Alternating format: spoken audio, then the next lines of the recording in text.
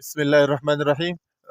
کتونکو تاسو دا لیدی شئ ماشاءالله زه سکول ته په دې لار باندې روان یم. په لاره باندې په ما باندې باران وشو، دا جامې مې ټولې لمدې شوې او اوس چې کوم دی ماشاءالله باران ولاړ دی او دا زمونږ د سکول لار ده.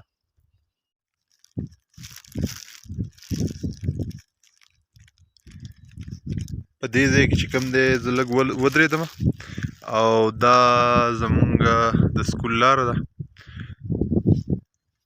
دغه طرف ته چې کوم دی دا لاندې کوم کلی ښکاري نو دغه زمونږ چې کوم دی که نه کلی دی او بیا ورپسې چې داسې راشي نو دې طرف ته بیا دا زمونږ د سکول لار ده. دا کوم ځای کې چې دا وریځ غوندې ښکاري په دې منځ کې نو د دغې نه اخوا بیا لاره لاندې کوزه شوې ده.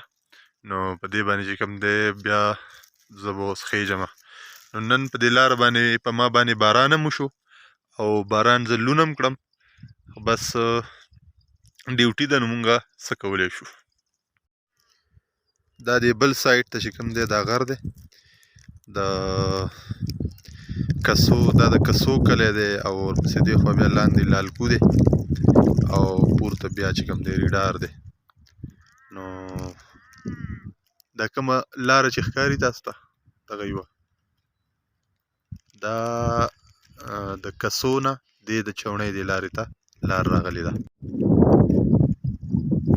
ډېر ښایسته موسم دی او دې دغه ته تاسو وګورئ وریځ ته، دا وریځ روانه دی، دا په یو پوزیشن باندې روانه ده. دې بوټو ته وګورئ، دا لاندې کلی دی، ډېر ښایسته کلی دی او دا چې کوم دی هغه لار ده. دا کومه وریځ چې ده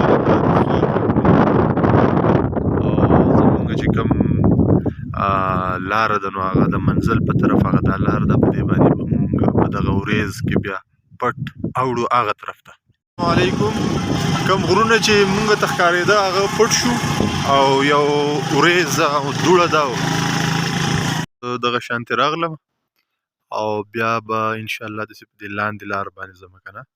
نو بیا دغه چې کوم دی نو دا زمونږ علاقه ده، دې ته ویلی کېږي ټانګو باغ او تنګو منځ او تقریبا په دغه حدودو کې چې کوم دی زمونږ سکول دی او ډېر بهترین لوکیشن دی. نو کوم ملګري راتله غواړي، چکر غواړي، انشاءالله راتلی شي. روډ کې لګیا دی کار او دغه شان چې کوم دی دا ورته لاره تللې ده دې لاندې کلي ته. بسم الله. د الله د قدرت ماشاءالله بهترین نظارو ته تاسو وګورئ. اوسه پورې ډېر سخت باران و، دوند و او وریځ وه او اوس ماشاءالله په دې حالاتو کې لا زه سکول ته نه یم رسېدلی او بیا نور هم راختلی. دا هغه پکنیک پوینټ دی چې په ګرمۍ کې ډېر زیات خلک دې ځای ته راځي او ځان ته چې کوم دی پخلي مخلي او دا څیزونه تیاروي په دې ځای کې. دا یو پرسکونه او یخ ځای دی او په یخنۍ کې په دې ځای کې تقریبا واوره هم ورېږي او دا پکې چینه ده، د دې نه خلکو اوبه هم بوتلي دي، مزېدارې اوبه دي بهترینې. نو دا هم د سیل یو ځای دی. دا زموږ سکول جی ایم ایس ټانګو منځ رباط تیمرګرې نه تقریبا 23 کیلومیټر د دې فاصله ده. رباط دره ده، ګیر چاپېره غرونه دي. د دې یو ټاپ چې دی نو دا د لړم ټاپ دی او بل بنجو دیره او دغسې چې کوم دی دغه طرف ته چې کوم دی شمال طرف ته دا تورمنګ او دغه طرفونه دي. نو ماشاءالله ډېر بهترین